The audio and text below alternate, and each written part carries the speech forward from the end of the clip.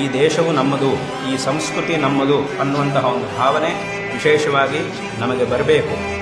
ಒಂದು ಸಲ ಒಬ್ಬರು ನಮ್ಮ ಹತ್ರ ಮಾತನಾಡ್ತಾ ಹೇಳಿದರು, ತಾವು ದಕ್ಷಿಣ ಭಾರತದವರು ಎಂಬುದಾಗಿ ನಮ್ಮ ಹತ್ರ ಹೇಳಿದರು.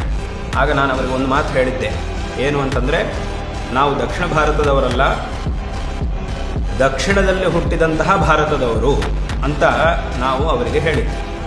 ಯಾಕೆ ಹೀಗೆ ಅಂತಂದರೆ, ಭಾರತ ದೇಶ ಅಂತಂದ ಮೇಲೆ ಅದು ದಕ್ಷಿಣದಲ್ಲೋ, ಮಧ್ಯದಲ್ಲೋ, ಪೂರ್ವದಲ್ಲೋ, ಪಶ್ಚಿಮದಲ್ಲೋ, ಉತ್ತರದಲ್ಲೋ ಎಲ್ಲೋ ಒಂದು ಕಡೆ ಹುಟ್ಟಲೇಬೇಕು. ಇಡೀ ಭಾರತ ದೇಶದಲ್ಲಿ ನಾವು ಹುಟ್ಟಲಿಕ್ಕಾಗುವುದಿಲ್ಲ. ಇಡೀ ಭಾರತ ದೇಶವನ್ನು ನಾವು ವ್ಯಾಪಿಸಲಿಕ್ಕೆ ಸಾಧ್ಯ ಆಗುವುದಿಲ್ಲ. ಭಾರತ ದೇಶ ಅಂತಂದರೆ ಯಾವುದೋ ಒಂದು ಪ್ರಾಂತ್ಯದಲ್ಲಿ ನಾವು ಹುಟ್ಟಲೇಬೇಕು. ಆದರೆ ಆ ಒಂದು ಪ್ರಾಂತವು ಮಾತ್ರವೇ ನಮ್ಮದು, ಉಳಿದಿದ್ದು ನಮಗೆ ಸಂಬಂಧ ಇಲ್ಲ, ಏನು ಬೇಕಾದರೂ ಆಗಲಿ ಅನ್ನುವಂತಹ ಭಾವನೆ ಮಾತ್ರ ನಮಗೆ ಬರಬಾರದು.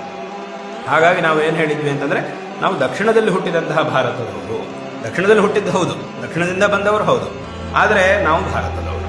ಆದ್ದರಿಂದ ಈ ರೀತಿಯಾದಂತಹ ಒಂದು ಭಾವನೆ ಎಲ್ಲರಿಗೂ ಸಹ ವಿಶೇಷವಾಗಿ ಬಂದು ಈ ಒಂದು ಸಂಸ್ಕೃತಿಯನ್ನು ಕಾಪಾಡಿಕೊಳ್ಳುವಂತಹ ಒಂದು ಪ್ರಯತ್ನವನ್ನು ಎಲ್ಲರೂ ಸಹ ವಿಶೇಷವಾಗಿ ಮಾಡಬೇಕು ಎಂಬುದಾಗಿ ಈ ಸಂದರ್ಭದಲ್ಲಿ ಎಲ್ಲರಿಗೂ ಸಹ ಹೇಳಬಯಸ್ತಾ ಇದ್ದೇವೆ.